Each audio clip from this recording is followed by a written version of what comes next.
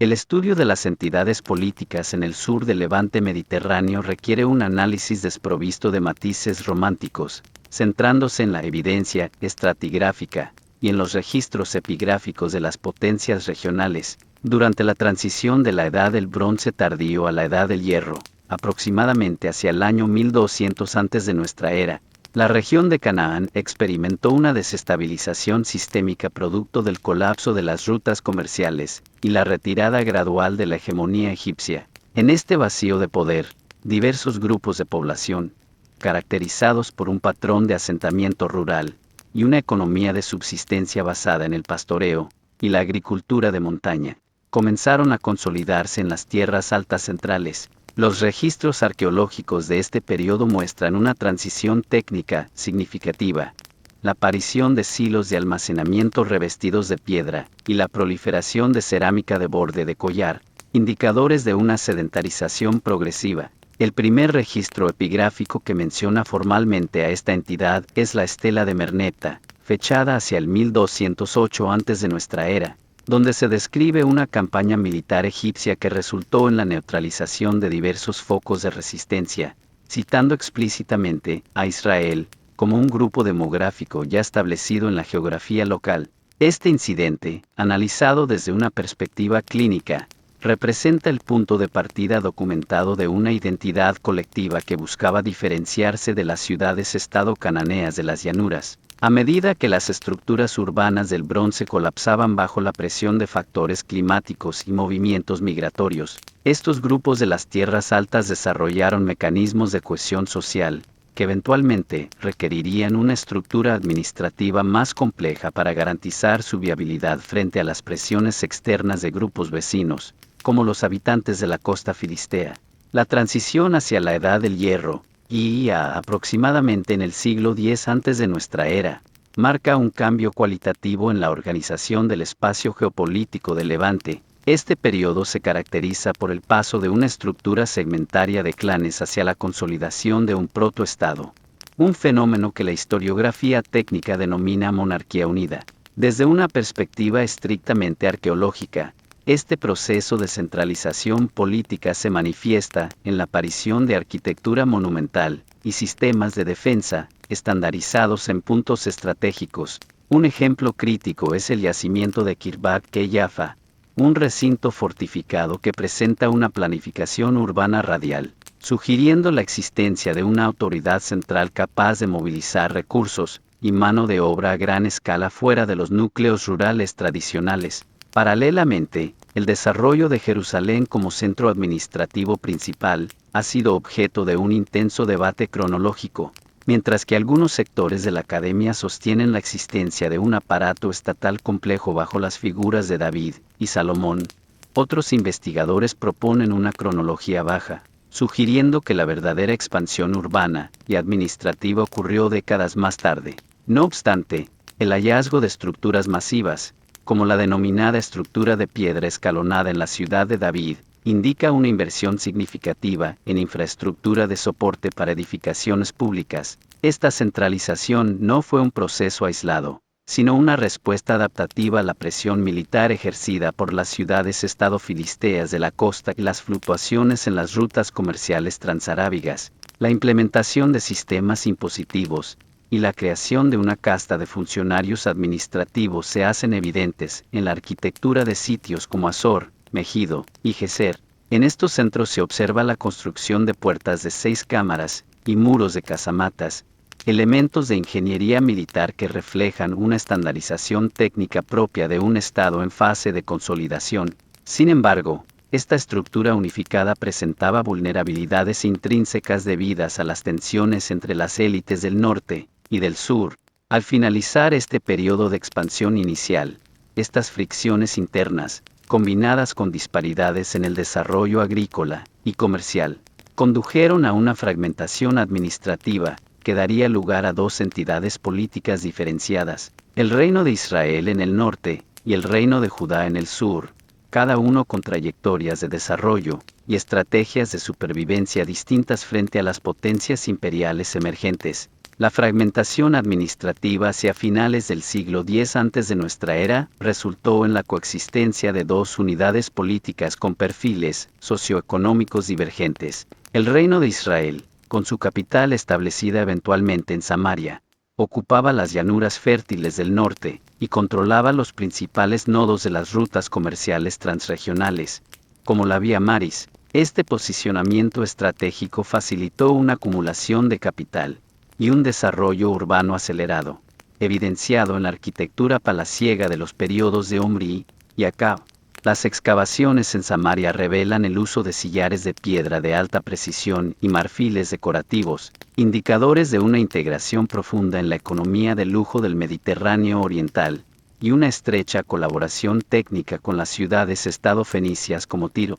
Por el contrario, el reino de Judá, con sede en Jerusalén, mantuvo una estructura económica más aislada y dependiente del pastoreo y la agricultura de secano en las tierras altas. No obstante, esta perifericidad geográfica actuó inicialmente como un factor de protección frente a las incursiones a gran escala. La disparidad en la capacidad de movilización de recursos se hace patente en los registros militares, mientras el Reino del Norte podía desplegar contingentes de carros de combate significativos, como se registra en la batalla de Karkar contra la expansión asiria. Judá operaba como una entidad de menor escala demográfica. Esta simetría se mantuvo hasta que el vector de expansión del imperio neoasirio alteró irreversiblemente la balanza de poder en el Levante. A partir de la segunda mitad del siglo VIII antes de nuestra era, la maquinaria bélica de Tiglat-Pileser III y sus sucesores implementó una política de anexión sistemática y reasentamiento forzoso de poblaciones, una técnica administrativa diseñada para desmantelar la cohesión nacional de los territorios conquistados. En el año 722, antes de nuestra era, tras un prolongado asedio técnico, la ciudad de Samaria fue neutralizada por las fuerzas de Salmanasar Bechica y Sargón II.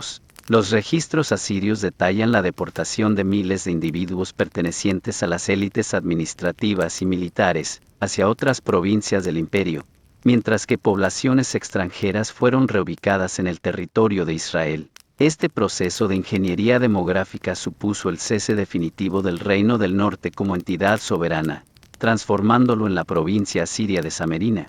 La desaparición de la entidad política del norte generó un flujo de refugiados hacia el sur, lo que provocó una expansión demográfica sin precedentes en Jerusalén y sus alrededores. Este crecimiento súbito obligó a la administración de Judá, bajo el reinado de Ezequías, a implementar proyectos de infraestructura de emergencia, incluyendo la construcción del muro ancho y el túnel de Siloé para asegurar el suministro hídrico ante un inminente bloqueo.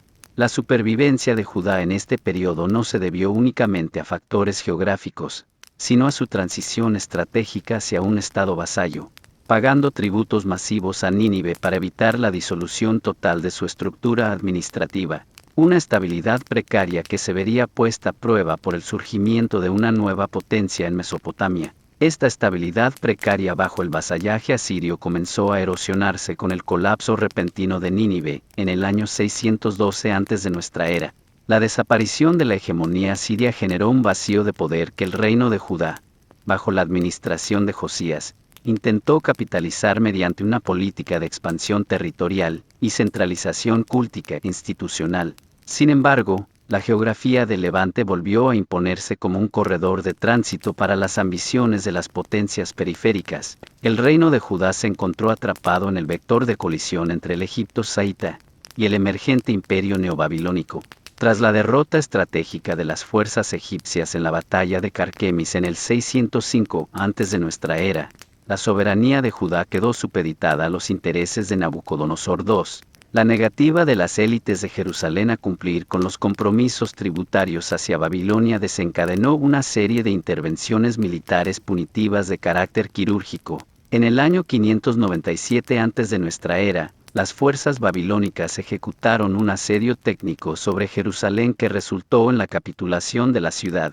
Lejos de proceder a una destrucción total inicial, la administración babilónica implementó una estrategia de decapitación administrativa, la deportación selectiva de la familia real, la aristocracia, y crucialmente, de los artesanos y especialistas en metalurgia. Este movimiento buscaba neutralizar la capacidad de rearmamento y autogobierno del reino, transformándolo en una entidad tributaria debilitada. No obstante, la persistencia de facciones pro-egipcias en la corte de Sedequías condujo a una ruptura definitiva de los protocolos de vasallaje. En el año 589 antes de nuestra era, Nabucodonosor II inició un bloqueo logístico total sobre Jerusalén que se prolongó por 18 meses. Los registros arqueológicos en los estratos de destrucción de este periodo muestran niveles significativos de ceniza y puntas de flecha babilónicas, confirmando un asalto frontal tras el colapso de las defensas por inanición y degradación sanitaria interna. En el verano del 586 antes de nuestra era, las murallas fueron vulneradas. El protocolo de neutralización babilónico fue, en esta ocasión, sistémico. Se procedió a la demolición de las estructuras de piedra monumentales, incluyendo el complejo administrativo y el primer templo, eliminando así el centro de gravedad ideológico y político de la región.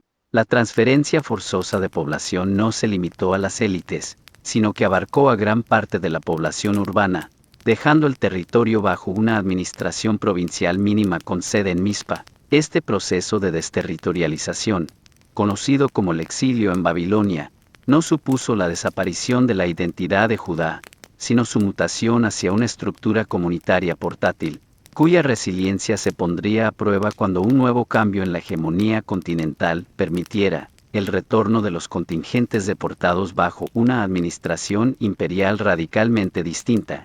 La hegemonía babilónica en el Levante fue, en términos históricos, un intervalo de transición que concluyó abruptamente con la expansión del imperio aqueménida. En el año 539 antes de nuestra era, las fuerzas de Ciro el Grande neutralizaron la resistencia babilónica y capturaron su capital, implementando de inmediato una reconfiguración administrativa en las provincias occidentales, conocida como el Edicto de Ciro. Desde una perspectiva de gestión imperial, este decreto no fue una concesión de carácter filantrópico, sino una maniobra estratégica de restauración provincial diseñada para estabilizar las fronteras del imperio mediante la repatriación de grupos desplazados y la reconstrucción de sus centros de culto. Para la provincia de Yeod, nombre administrativo persa para Judá, esto supuso el inicio de un proceso de retorno demográfico por oleadas. La primera fase de reconstrucción, bajo el liderazgo de Zorobabel, se centró en la rehabilitación técnica del complejo del Segundo Templo, finalizado hacia el 515 antes de nuestra era. Esta infraestructura no solo cumplía una función ritual, sino que actuaba como el núcleo de recaudación tributaria y redistribución de recursos de la satrapía de más allá del río. Sin embargo, el retorno de las élites deportadas generó una fricción sociopolítica asimétrica con las poblaciones que habían permanecido en el territorio, quienes habían desarrollado sus propias estructuras de poder locales. Los registros de este periodo describen obstrucciones logísticas y tensiones legales entre los repatriados y los habitantes de la provincia de Samaria al norte, quienes disputaban la legitimidad administrativa de los nuevos proyectos constructivos en Jerusalén. Hacia mediados del siglo V antes de nuestra era, la administración central persa despachó a funcionarios con plenos poderes, como Esdras y Nehemías, para estandarizar el marco jurídico y fortalecer la seguridad física de la capital. Nehemías, actuando como gobernador provincial, supervisó la reparación sistemática del perímetro defensivo de Jerusalén en un tiempo récord de 52 días, un logro de ingeniería militar y movilización de mano de obra civil ejecutado bajo una presión externa constante. Paralelamente, Esdras implementó una codificación de la ley basada en la Torá, que funcionó como el código civil y religioso de la provincia, consolidando una identidad nacional teocrática bajo la protección del paraguas aqueménida. Este periodo de estabilidad administrativa permitió que la provincia de Yeod funcionara como una entidad autónoma dentro de la vasta maquinaria persa durante casi 2 siglos. Sin embargo, este equilibrio dependía de la integridad de la autoridad central en Persépolis. A finales del siglo IV antes de nuestra era, el surgimiento de una nueva fuerza militar en Macedonia, bajo el mando de Alejandro Magno, alteraría definitivamente la estructura de poder en el Mediterráneo oriental. La caída del imperio persa no solo supuso un cambio de soberanía sino la introducción de un vector cultural y administrativo radicalmente diferente, el helenismo, que sometería a la sociedad de Judea a un proceso de aculturación y conflicto interno sin precedentes. La transición del siglo IV al III antes de nuestra era supuso la integración forzosa del Levante en la ecúmene helenística tras las campañas de Alejandro Magno.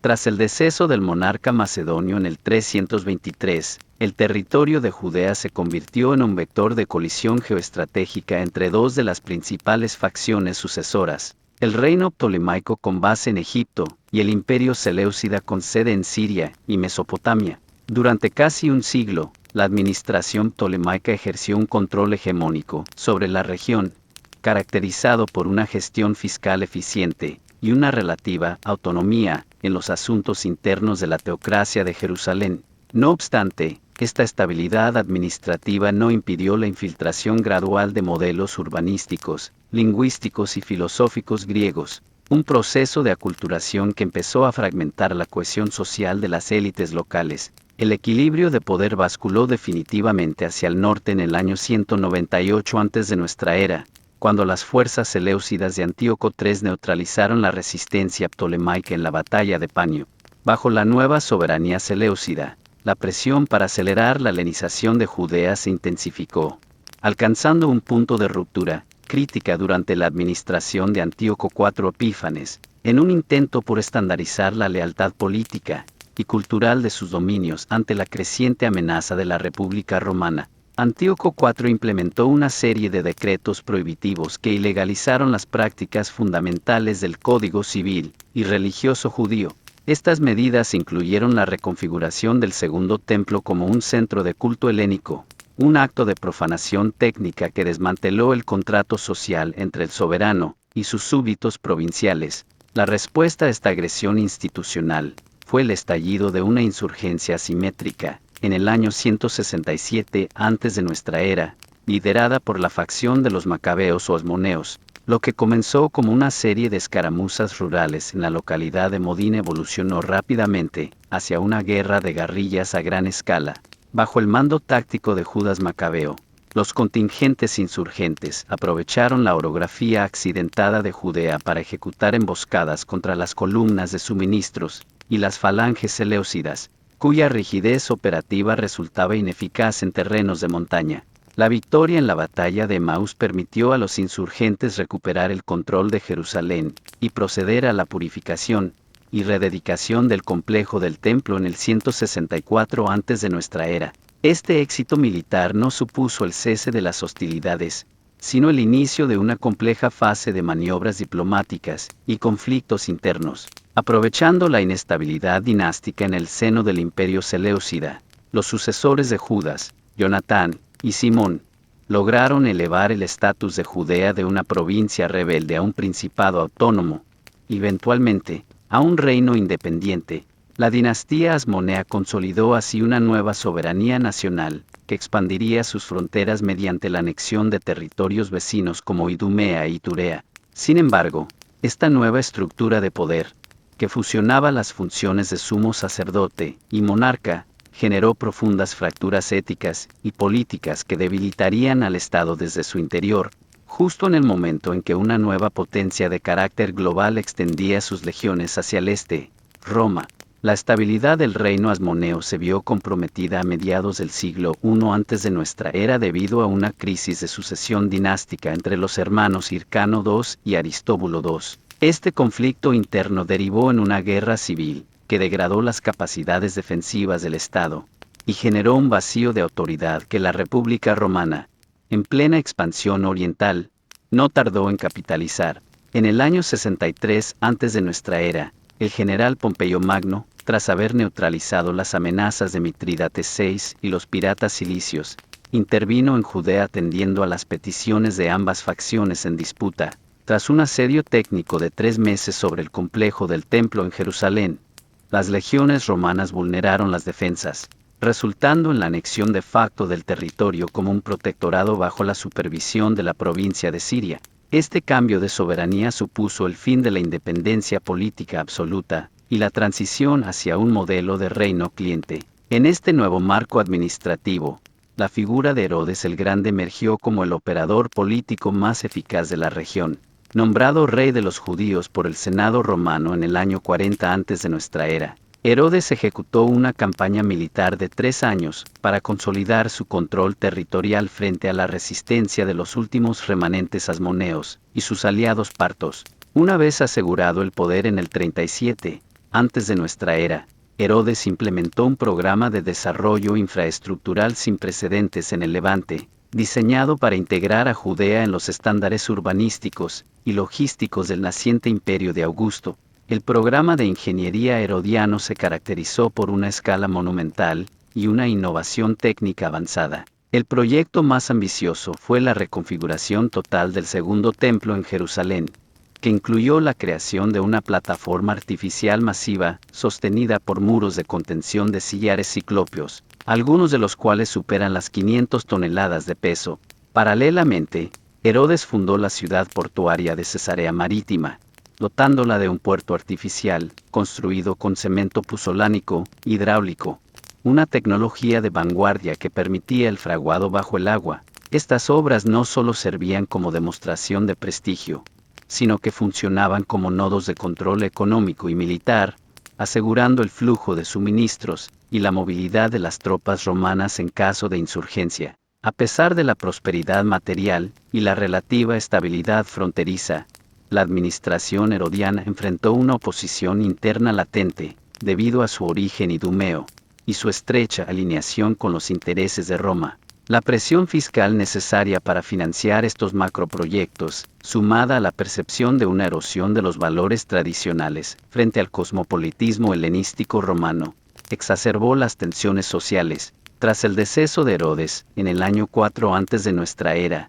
su reino fue fragmentado en tetrarquías entre sus descendientes, una estructura administrativa debilitada que eventualmente obligó a Roma a intervenir directamente. En el año 6 de nuestra era, Judea fue transformada oficialmente en una provincia ecuestre bajo el mando de un prefecto romano, una degradación de estatus político que sembró las bases para un ciclo de confrontación violenta de carácter irreversible. La transformación de Judea en una provincia de administración directa en el año 6 de nuestra era marcó el inicio de una fase de fricción institucional crónica. Bajo el mando de una serie de prefectos y procuradores romanos, el territorio fue sometido a censos fiscales rigurosos, como el ejecutado por Quirinio, diseñados para integrar los recursos de la región en el erario imperial. Esta presión extractiva, sumada a una serie de incidentes de insensibilidad cultural y religiosa por parte de la administración romana, radicalizó a amplios sectores de la población rural y urbana.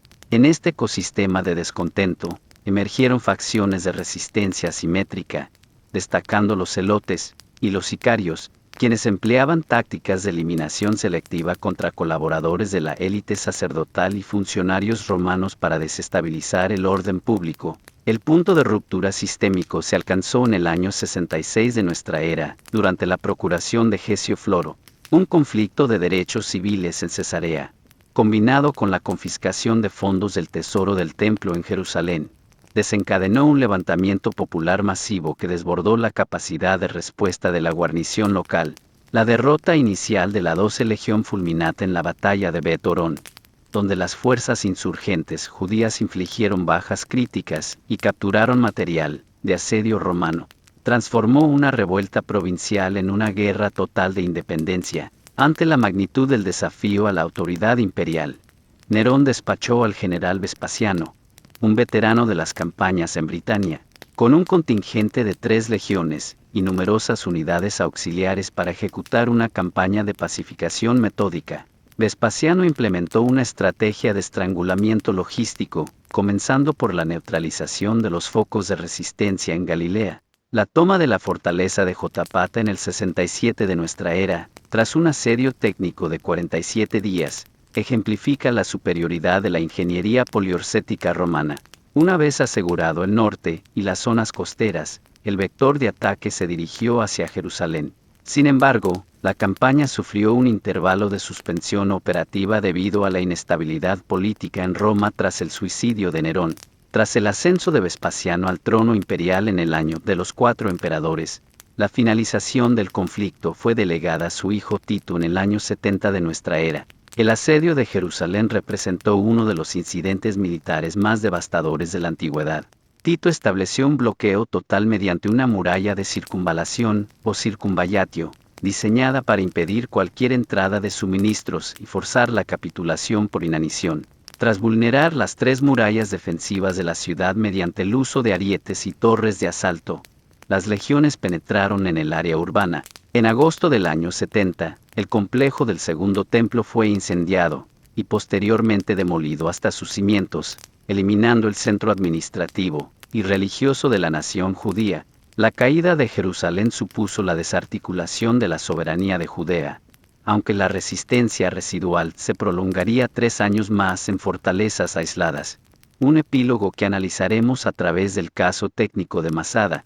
La neutralización de Jerusalén en el año 70 de nuestra era no significó el cese inmediato de las operaciones militares, sino la transición hacia una fase de limpieza de focos de resistencia residual. El Estado Mayor romano, bajo la dirección del legado Flavio Silva, centró sus recursos en la fortaleza de Masada, un complejo palaciego y defensivo situado sobre una meseta de escarpes verticales junto al Mar Muerto.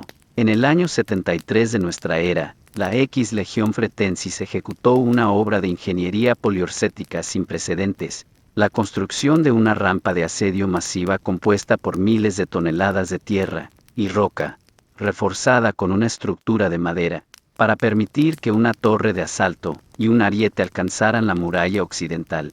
La caída de Masada marcó el fin técnico de la Gran Revuelta, consolidando la transición de Judea de una provincia ecuestre a una provincia consular, guarnecida permanentemente por una legión completa para prevenir futuros brotes insurgentes. Las consecuencias demográficas y administrativas de este conflicto fueron sistémicas. El sistema de tributación al templo, el Fiscus Judaicus, fue desviado por orden imperial hacia el templo de Júpiter Capitolino en Roma, transformando una práctica religiosa en un impuesto de castigo sobre la identidad étnica. Grandes contingentes de población fueron desplazados, ya sea como prisioneros de guerra vendidos en los mercados de esclavos del Mediterráneo o como migrantes económicos hacia las comunidades ya establecidas en la diáspora. Sin embargo, la estructura social no se desintegró totalmente.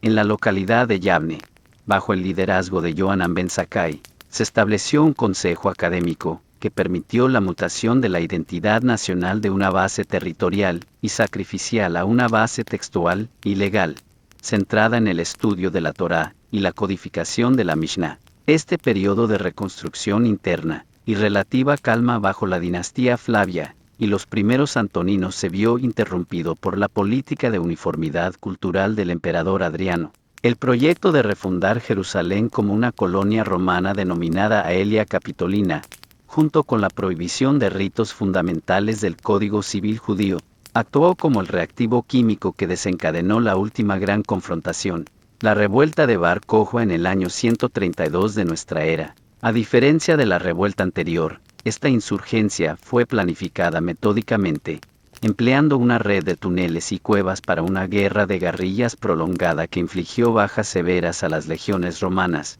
obligando a Adriano a movilizar a sus mejores generales desde Britania y el Danubio. La supresión de la revuelta en el año 135 de nuestra era fue ejecutada con una letalidad administrativa total. Cientos de aldeas fueron arrasadas, y la cifra de bajas civiles y militares fue tan elevada que el propio emperador omitió el saludo habitual de victoria ante el Senado. Para erradicar cualquier vestigio de aspiración nacionalista vinculada al territorio, Adriano implementó una reconfiguración toponímica radical. La provincia de Judea fue oficialmente eliminada del registro imperial y rebautizada como Siria Palestina, fundiendo administrativamente la región con sus vecinos del norte. Este acto de ingeniería política marcó el inicio de un exilio prolongado y la pérdida de la soberanía territorial, una condición que se mantendría inalterada durante los siglos de dominio bizantino e islámico que analizaremos a continuación.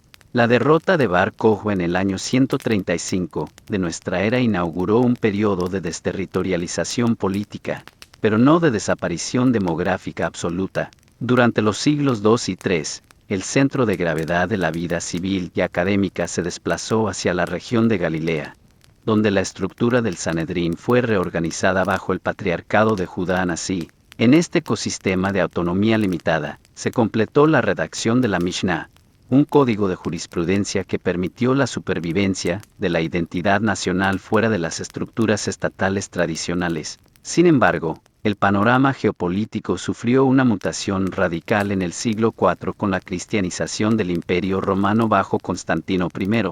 Jerusalén, antes una colonia romana de segundo orden, fue reconfigurada como un centro de peregrinación global, lo que atrajo inversiones masivas en infraestructura basilical y alteró la composición étnica del territorio mediante la afluencia de comunidades monásticas y funcionarios bizantinos. El control de Bizancio sobre la provincia de Palestina se caracterizó por una burocracia centralizada y una presión fiscal constante para financiar las guerras contra el imperio sasánida en el este. Esta vulnerabilidad estratégica fue capitalizada en el año 614, cuando las fuerzas persas, apoyadas por contingentes locales que buscaban restaurar una cuota de autogobierno, capturaron Jerusalén y dañaron severamente las infraestructuras bizantinas. Aunque el emperador Heraclio logró recuperar el territorio en el 629 mediante una contraofensiva de gran escala, el agotamiento sistémico de ambos imperios, Bizancio y Persia,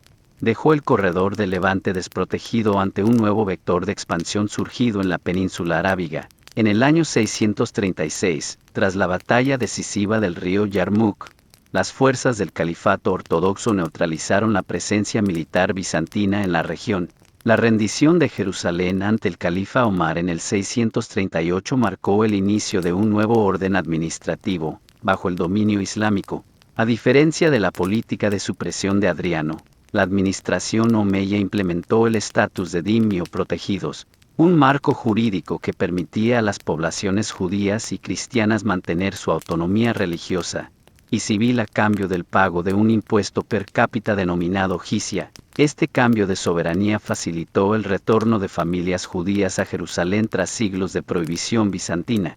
Aunque la ciudad fue integrada ahora en la cosmografía islámica con la construcción de la cúpula de la roca y la mezquita de Al-Aqsa sobre la plataforma del antiguo templo, durante los periodos Omeya y Abbasí, la región funcionó como una provincia periférica de los grandes califatos con sede en Damasco y Bagdad, respectivamente.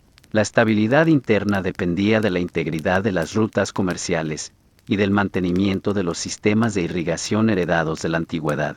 Sin embargo, a medida que el poder central en Bagdad se fragmentaba en el siglo X, el Levante se convirtió nuevamente en un campo de batalla para las ambiciones de los califas fatimíes de Egipto y los turcos selyúcidas. Esta inestabilidad política, sumada al bloqueo de las rutas de peregrinación hacia los santos lugares, atrajo la atención de las potencias de Europa Occidental, desencadenando una intervención militar externa que alteraría la demografía y la arquitectura del territorio. Durante los 2 siglos siguientes, las cruzadas, el inicio del segundo milenio, trajo consigo una ruptura radical en la administración de Levante con la llegada de la primera cruzada en el año 1099. Tras un asedio técnico de 5 semanas, las fuerzas de Europa Occidental capturaron Jerusalén y establecieron el Reino Latino de Jerusalén, una estructura feudal trasplantada a un entorno de mayoría demográfica oriental. Desde una perspectiva de control territorial, los cruzados implementaron una red de fortificaciones de piedra, como el Crac de los Caballeros o la Fortaleza de Belvoir, diseñadas para compensar su inferioridad numérica mediante la superioridad arquitectónica y defensiva. Este periodo supuso una marginación administrativa de las poblaciones locales, tanto judías como musulmanas, quienes fueron desplazadas de los centros de decisión en favor de una nueva aristocracia franca. Sin embargo, la fragmentación de los estados cruzados permitió el surgimiento de una contraofensiva unificada bajo el mando de Salah ad-Din, conocido como Saladino. En el año 1187, tras la batalla de Atin, donde las fuerzas cristianas sufrieron un colapso logístico por falta de acceso a recursos hídricos bajo un estrés térmico extremo, Saladino recuperó Jerusalén. Su administración restauró los protocolos de convivencia previa, permitiendo nuevamente el asentamiento de comunidades judías en la ciudad. A pesar de los intentos posteriores de recuperación por parte de la Tercera y Sexta Cruzada, El dominio europeo se vio reducido gradualmente a una franja costera con sede en Acre, hasta su expulsión definitiva en el 1291 por los mamelucos de Egipto. La era mameluca, que se extendió hasta principios del siglo XVI, se caracterizó por una política de tierra quemada en el litoral, para prevenir nuevas incursiones marítimas europeas. Puertos históricos como Cesarea y Ascalón fueron sistemáticamente demolidos, lo que provocó una ruralización de la economía y un declive en la importancia geopolítica de la región, que pasó a ser una provincia de tercer orden administrada desde el Cairo. Esta etapa de estancamiento infraestructural concluyó en el año 1516, cuando el sultán Selim neutralizó la resistencia mameluca en la batalla de Mardabik, integrando formalmente el territorio en el expansionista Imperio Otomano. Bajo la soberanía otomana, el Levante fue dividido en distritos administrativos o sanjaks, pertenecientes inicialmente a la provincia de Damasco. El sultán Solimán el Magnífico ejecutó la última gran obra de ingeniería defensiva de la era premoderna, la reconstrucción de las murallas de Jerusalén que permanecen en pie hasta hoy. Durante los siglos XVI y XVII, la región experimentó un breve renacimiento económico gracias a la exportación de algodón y seda, lo que facilitó el crecimiento de centros como Safed, que se convirtió en el eje intelectual y espiritual de la nación judía en el exilio. No obstante, a partir del siglo XVIII, la degradación de la autoridad central en Estambul y el surgimiento de potentados locales sumieron al territorio en un ciclo de inestabilidad y bandidaje que solo se vería interrumpido por la irrupción de las potencias coloniales europeas en el siglo XIX. Hacia el siglo XIX, el territorio de lo que hoy es Israel y los territorios palestinos se encontraba bajo una administración otomana caracterizada por la descentralización y el estancamiento de las infraestructuras básicas. Sin embargo, el equilibrio geopolítico sufrió una alteración sistémica en 1831, cuando las fuerzas egipcias de Ibrahim Pasha ocuparon la región, implementando las primeras reformas de modernización técnica y administrativa de corte occidental. Aunque la soberanía otomana fue restaurada en 1840 gracias a la intervención de las potencias europeas, el status quo ya no era sostenible. Estambul se vio obligada a promulgar las reformas del Tanzimat, un conjunto de decretos diseñados para estandarizar el Código Civil, garantizar la propiedad privada y permitir la inversión extranjera en las provincias periféricas. Este cambio en el marco jurídico facilitó la entrada de un vector de influencia europea sin precedentes. Las potencias coloniales, Gran Bretaña, Francia, Prusia y Rusia, establecieron consulados en Jerusalén y Jaffa, no solo como oficinas diplomáticas, sino como centros de protección para las minorías religiosas bajo el sistema de capitulaciones. Paralelamente, el desarrollo de la navegación a vapor y la apertura del Canal de Suez en 1869 integraron la costa levantina en las rutas comerciales globales, transformando a Jaffa en un nodo de exportación agrícola, especialmente de cítricos. Esta apertura económica actuó como el catalizador para el retorno de comunidades judías que, impulsadas por el surgimiento del nacionalismo moderno en Europa y la persecución en la Rusia zarista, buscaban restablecer una base territorial autónoma. En 1882, se registró el inicio de la denominada Primera Aliyá, un flujo migratorio compuesto principalmente por individuos que introdujeron capital y técnicas agrícolas europeas en un entorno de baja productividad. A diferencia de las migraciones puramente religiosas de siglos anteriores, estos grupos fundaron asentamientos rurales de carácter cooperativo, como Rishon LeZion y Zichron Yaakov.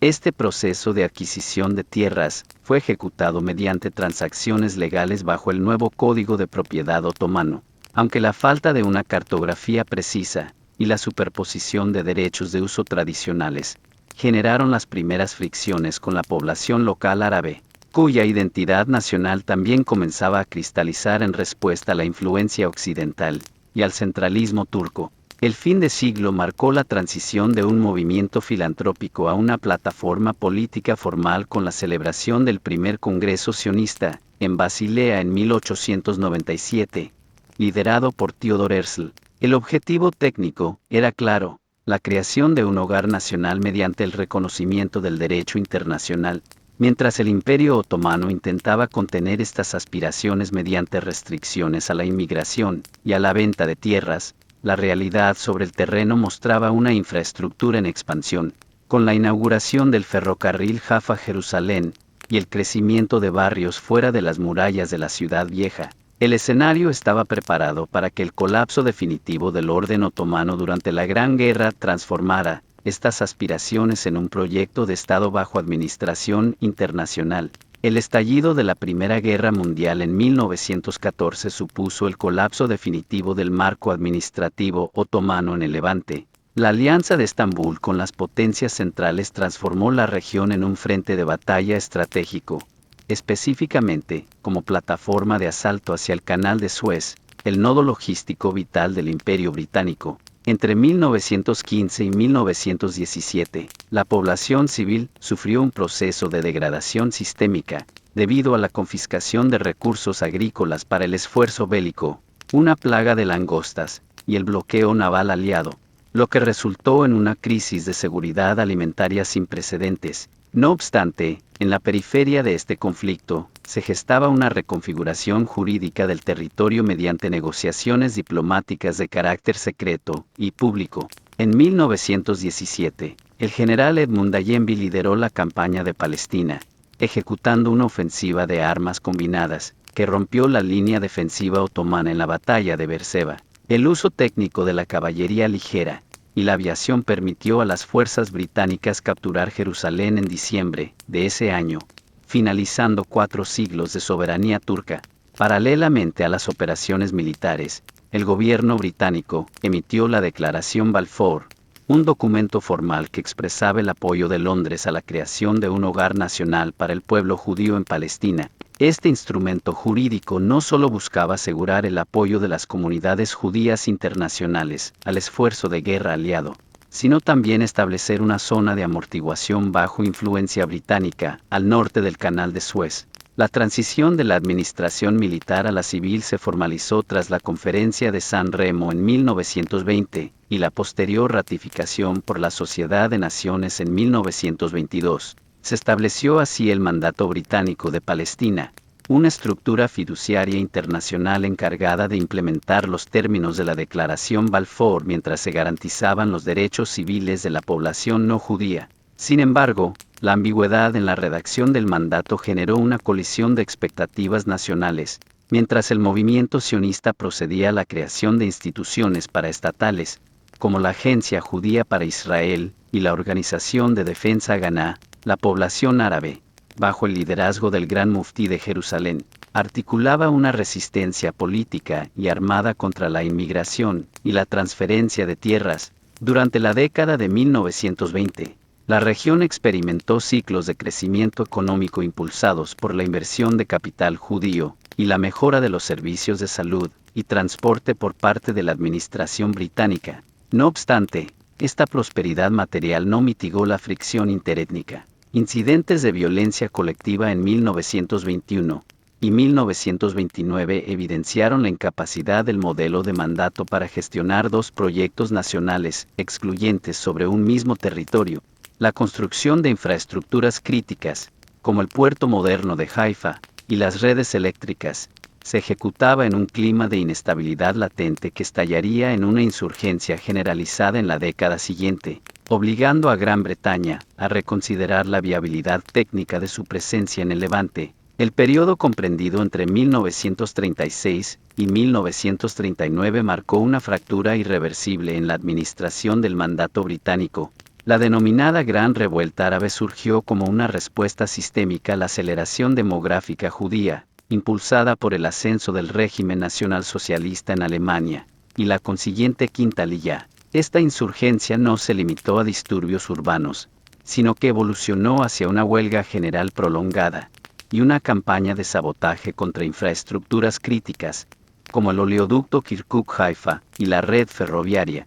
La respuesta británica fue una intervención militar de gran escala que incluyó el despliegue de divisiones adicionales y la implementación de tácticas de contrainsurgencia, como la creación de los escuadrones nocturnos especiales, unidades mixtas de inteligencia y asalto que integraban a oficiales británicos con efectivos de la Haganah. Ante la parálisis administrativa y el costo operativo de la represión, Londres despachó a la Comisión Peel en 1937 para evaluar la viabilidad técnica del mandato. El informe final de la comisión concluyó que los compromisos de la Declaración Balfour eran mutuamente excluyentes y propuso, por primera vez en la historia moderna, la partición del territorio en dos estados soberanos, uno judío y uno árabe, manteniendo un enclave bajo control británico en Jerusalén y un corredor hacia Jaffa.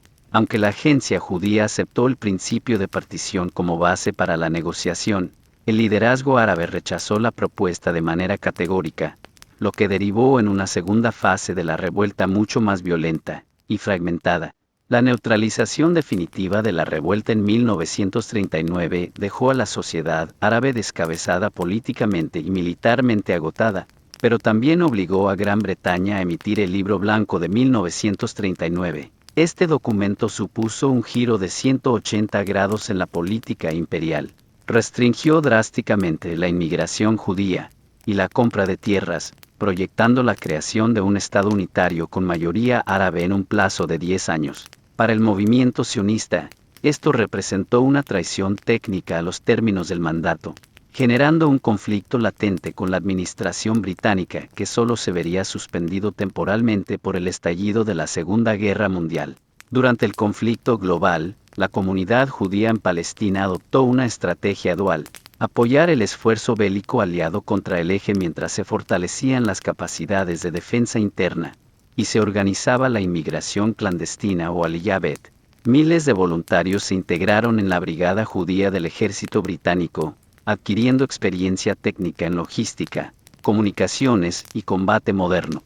Al finalizar la guerra en 1945, con la revelación de la magnitud del Holocausto en Europa, la presión internacional y la resistencia armada de grupos como el Etzel y el Ley contra la administración británica hicieron que el mantenimiento del mandato fuera políticamente insostenible y financieramente ruinoso para una Gran Bretaña de posguerra. El agotamiento financiero y político de la administración británica tras la Segunda Guerra Mundial condujo a la entrega formal del mandato a la recién creada Organización de las Naciones Unidas en 1947. Para evaluar la viabilidad técnica de una solución territorial, se conformó el Comité Especial de las Naciones Unidas para Palestina, UNSCOP, el cual, tras una inspección de campo y el análisis de las capacidades administrativas de ambas comunidades, recomendó la terminación del mandato y la partición del territorio en dos estados independientes,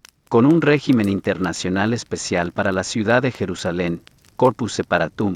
Este modelo, ratificado el 29 de noviembre de 1947 mediante la Resolución 181 de la Asamblea General, proponía una estructura de unión económica entre ambas entidades para garantizar la sostenibilidad de las infraestructuras hidráulicas y ferroviarias. La aceptación del plan por parte de la agencia judía y su rechazo categórico por el Alto Comité Árabe y los estados vecinos desencadenaron una transición inmediata hacia un conflicto de baja intensidad.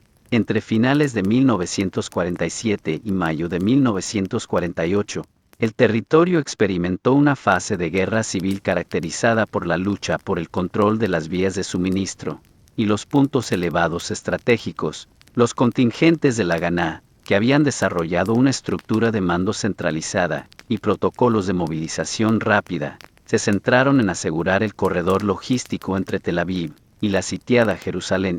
Durante el Plan Dalet, las fuerzas judías ejecutaron operaciones de limpieza de obstáculos militares y centros de resistencia en las principales rutas de comunicación, para consolidar un perímetro defendible antes de la retirada británica definitiva.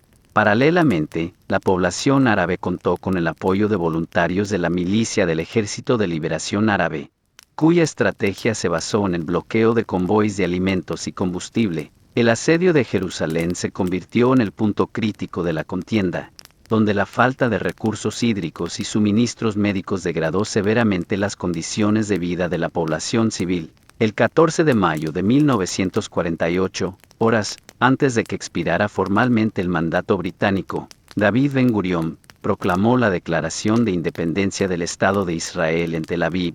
Este documento no solo invocaba derechos históricos y naturales, sino que establecía un marco jurídico para la creación de instituciones democráticas y la absorción de flujos migratorios masivos. El reconocimiento inmediato de la nueva entidad por parte de las superpotencias emergentes, Estados Unidos y la Unión Soviética, dotó al Estado de Israel de una legitimidad internacional inicial. Sin embargo, la soberanía técnica del nuevo Estado se vio amenazada en menos de 24 horas por la intervención coordinada de los ejércitos regulares de Egipto, Jordania, Siria, Líbano e Irak. Lo que hasta entonces había sido una insurgencia interna se transformó en una guerra convencional a gran escala, donde la supervivencia de la infraestructura estatal dependería de la capacidad de transformar las milicias paramilitares en un ejército regular unificado. Las Fuerzas de Defensa de Israel, FDI.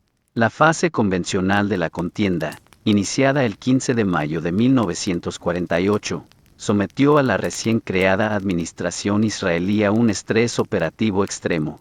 La ofensiva coordinada de 5 ejércitos regulares forzó a las fuerzas de defensa a operar en múltiples frentes simultáneos, con una severa carencia de armamento pesado y aviación. Sin embargo, tras una serie de repliegues tácticos iniciales, la implementación de la primera tregua mediada por la ONU permitió a Israel ejecutar una reestructuración logística crítica. Durante este intervalo, el Estado procedió a la unificación de los diversos grupos paramilitares en las Fuerzas de Defensa de Israel, FDI, y aseguró la importación de suministros bélicos desde Checoslovaquia, alterando la paridad técnica en el campo de batalla. Al reanudarse las hostilidades, las FDI lanzaron una contraofensiva de armas combinadas conocida como las operaciones de los 10 días. Estas maniobras resultaron en la captura del corredor de Lod y Ramla, aliviando la presión sobre Tel Aviv y asegurando el control de infraestructuras de transporte vitales. En el frente sur, el ejército egipcio fue repelido mediante una serie de cercos tácticos en el Negev,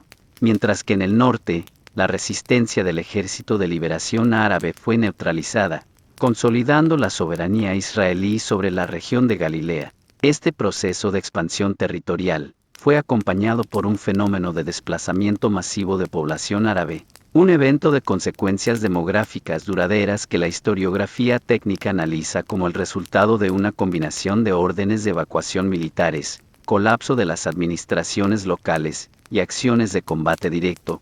Hacia 1949, el agotamiento de los recursos de las potencias regionales condujo a la firma de los acuerdos de armisticio en la isla de Rodas. Estos tratados no definieron fronteras políticas permanentes, sino líneas de cese al fuego conocidas como la Línea Verde. Bajo este marco jurídico, Israel incrementó su territorio en un 22% respecto al plan de partición de la ONU, mientras que Jordania anexó administrativamente la ribera occidental, Cisjordania, y Egipto mantuvo el control sobre la Franja de Gaza.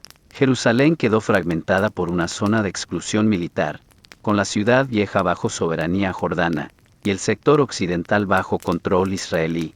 La posguerra inmediata se caracterizó por una política de construcción nacional acelerada. A pesar de la precariedad económica y el sistema de racionamiento de alimentos, SENA, el Estado promulgó la Ley del Retorno en 1950, permitiendo la llegada de cientos de miles de inmigrantes procedentes de los campos de desplazados de Europa y de las comunidades judías del mundo árabe, que enfrentaban procesos de expulsión y confiscación de bienes. Esta duplicación de la población en menos de una década obligó a la creación de asentamientos de tránsito o Ma'abarot, y al desarrollo de macroproyectos de infraestructura, como el Acueducto Nacional, diseñado para transferir recursos hídricos desde el norte hacia las zonas áridas del sur, sentando las bases de la viabilidad económica del Estado moderno. La década de 1950 consolidó la doctrina de seguridad de Israel, basada en la premisa de la falta de profundidad estratégica, debido a la estrechez de sus fronteras bajo el armisticio de 1949. El mando militar desarrolló una capacidad de movilización total de reservas y una estrategia de guerra preventiva. Esta doctrina se puso a prueba en 1956 durante la crisis de Suez, tras el bloqueo egipcio de los estrechos de Tirán, el nodo logístico vital para el acceso al Océano Índico.